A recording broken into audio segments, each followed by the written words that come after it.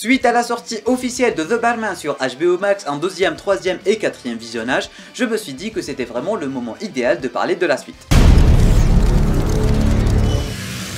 Bonjour à tous, j'espère que vous allez tous extrêmement bien mesdames et messieurs et bienvenue sur cette toute nouvelle vidéo où on se retrouve pour parler de la suite de The Batman. Avant toute chose, je tiens à préciser que durant cette vidéo, on va uniquement se baser sur des théories parce que oui, concrètement, on a presque zéro confirmation en ce qui concerne le deuxième film. On commence directement par le commencement et la première chose à laquelle on pourrait s'attendre concernant ce deuxième film de The Batman, c'est tout con, mais c'est sûr et certain 99,99% qu'on aura un nouveau costume. Et oui, on est en 2022, le film pourrait sortir en 2024, 2025, un truc dans le genre, et quand un film sort, il ne sort pas tout seul. Le film sort aussi pour toute une communication commerciale, pour vendre des jouets, pour vendre des posters, pour vendre des goodies en général. Et du coup, si c'est le même costume que le premier, ça servirait à rien, parce que les enfants, ils vont pas vouloir un nouveau jouet, c'est un peu logique. Bon bref, ça fait maintenant à peu près 10 ans que ça fonctionne comme ça avec tous les films de super-héros en général. Dans un seul film, on peut avoir genre 5 costumes, hashtag Spider-Man, mais voilà, il fallait que je commence par quelque chose. Suite aux événements du premier film, ainsi que tous les méfaits qu'avait commis The Riddler tout simplement, on a eu la mort de Giles Coulson, c'est-à-dire le procureur de la ville.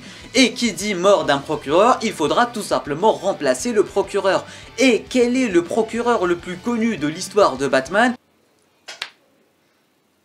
Oui, je pense bel et bien à Harvey Dent alias Double Face. Pour moi, c'est quasiment sûr et certain, le procureur de la ville est mort, ils doivent le remplacer et le procureur le plus connu, c'est tout simplement Harvey Dent alias Double Face. Et ça pourrait tout simplement être le big bad de ce deuxième ou troisième film, qui sait. Alors, je ne dis pas qu'ils vont directement l'introduire dans le deuxième film et directement le transformer en Double Face, ce qui est totalement possible, mais en gros, je pense vraiment qu'il va apparaître dans ce deuxième film. Après, qu'il devienne Double Face ou non, ce n'est pas vraiment un problème, j'ai envie de vous dire que c'est uniquement une question de temps. Toujours suite aux événements du premier film et tout ce qu'a causé The Riddler, on a eu la mort du commissaire Peter Savage. Et tout comme The Dark Knight, on pourrait tout simplement s'attendre à la promotion de Jim Gordon pour avoir son rôle de commissaire, tout comme on l'a toujours connu. Surtout que c'était un peu lui le héros du film à côté de Batman, c'était un peu lui le seul flic qui n'était pas ripou, quelque chose me dit que c'est tout à fait faisable et surtout que c'était aussi lui qui avait arrêté Carmine Falcon ainsi que tout le reste. Ou bien ça va tout simplement être le but principal de la série spin-off de The Batman qui va être centrée sur le GCPD,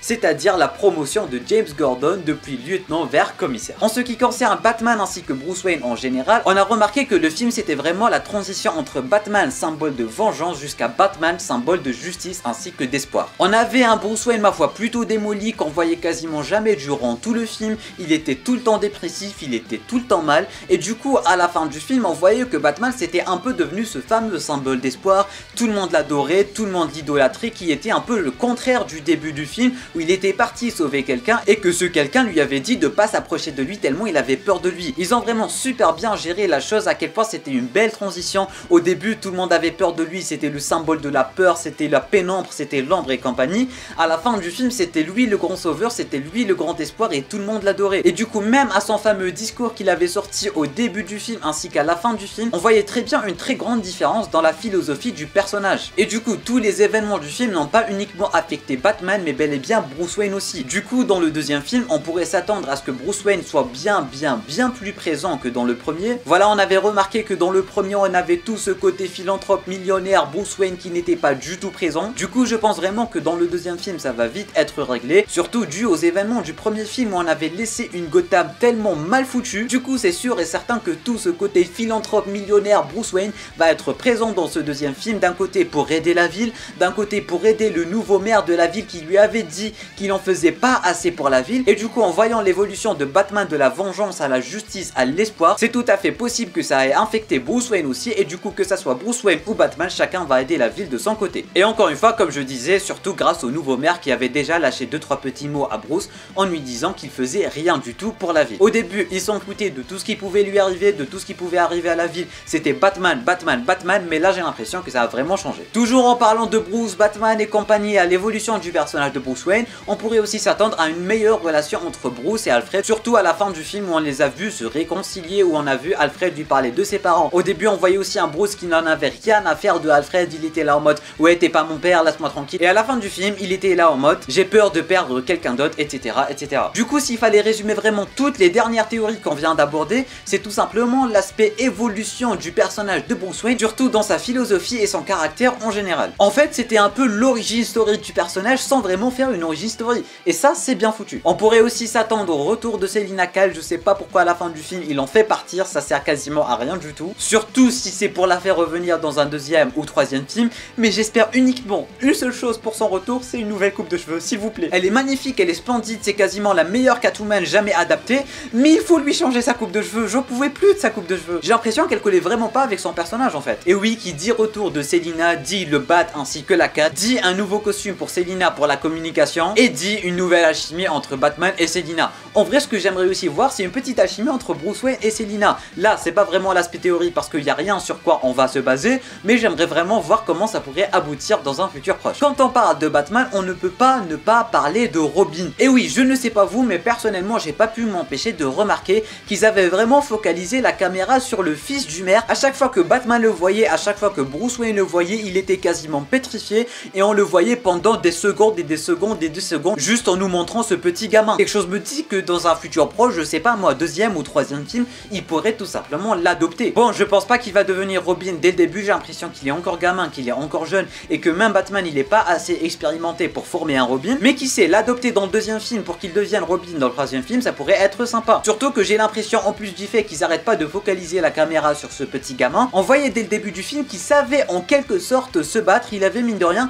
quelques petites chorégraphies ma foi plutôt travaillées, surtout quand il se battait contre son père. Toujours en parlant de Batman, comment ne pas parler de son némésis, de son ennemi juré, le Joker. Le Joker a quasiment eu 5 minutes de scène coupée ma foi plutôt sympathique et plutôt imposante, j'ai envie de dire, et ces petites 5 minutes nous ont montré à quel point l'alchimie entre Batman ainsi que le Joker était puissante dans ce film là, et ils ont aussi ce petit délire de meilleur ami slash meilleur ennemi. Je sais pas si vous voyez le délire. On voyait qu'ils avaient une histoire entre les deux, on voyait qu'il y avait un petit attachement entre les deux et on voyait à quel point il y avait vraiment quelque chose en fait. Et surtout suite à la dernière scène du film où on le voyait parler avec le Riddler. Alors je sais pas s'ils sont en train de le préparer pour le deuxième ou pour le troisième film, mais en tout cas s'ils l'ont vraiment préparé, ce n'est pas pour rien. Déjà que de base on sait qu'il y avait déjà eu une petite histoire entre Batman et le Joker et que Batman avait déjà arrêté le Joker. Alors je sais pas s'ils vont aborder ça en tant que flashback ou un truc dans le genre, ou s'ils vont directement commencer par le présent, mais en tout cas ça serait vraiment cool de voir comment ça va aboutir à quelque chose et à quoi pourrait servir le Joker dans ce genre d'adaptation. En tout cas leur alchimie en 5 minutes elle était géniale. Barry Keoghan est un excellent Joker,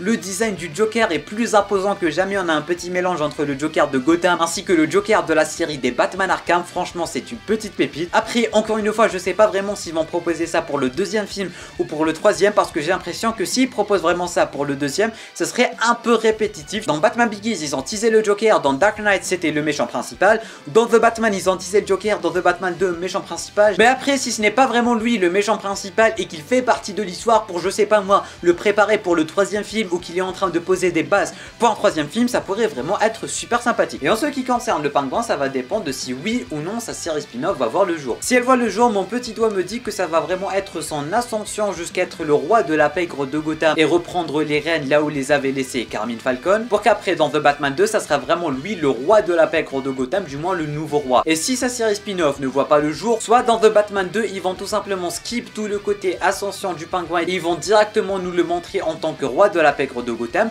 soit ça sera durant ce film là où il va avoir son ascension, il va prendre un peu d'ampleur. Bon voilà, je pense vraiment qu'on a fait le tour en ce qui concerne toutes les théories qu'on pourrait extraire du tout premier film Batman. En attendant du concret ainsi que de vraies news, on ne peut pas faire mieux, j'ai l'impression. Merci à tous, merci à toutes d'avoir regardé cette vidéo. Je compte sur toi pour mettre le petit pouce bleu qui va quand même aider, de t'abonner à la chaîne YouTube ainsi que d'activer les notifications en cliquant juste ici sur ma grosse gueule qui est juste ici. J'ai l'impression que je suis un peu BG, dites-moi si je suis BG ou pas. Tu peux aussi regarder une toute autre vidéo en cliquant juste ici. Et moi je te dis à très bientôt pour une toute nouvelle vidéo. C'était Namiat, portez-vous.